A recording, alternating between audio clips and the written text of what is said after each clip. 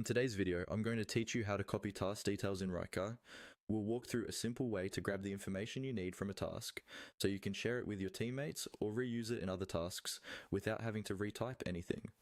This is especially helpful when you're working on repeatable processes, similar projects, or you just want to quickly point someone to a specific task. First, make sure you're logged into your Wrike workspace, and you can see the list or table of tasks where your item is located. Find the task whose details you want to copy. Hover over that task in the list so you can see the action options associated with it. On the right side of the task row, you'll see an icon with 3 vertical dots. This is often called the More Options or Overflow menu. Click on those 3 dots.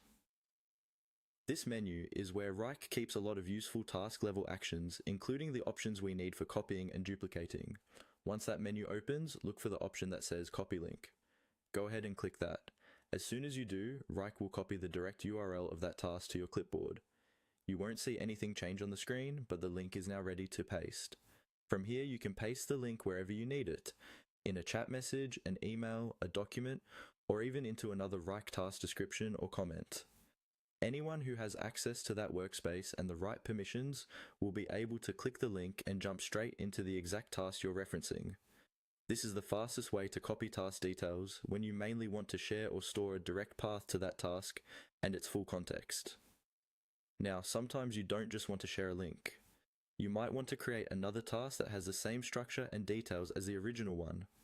In that case, instead of using copy link, you can use the duplicate option from that same 3-dot menu. Open the 3-dot menu again on the task you want to reuse, and look for an option that mentions duplicating or creating a copy of the task.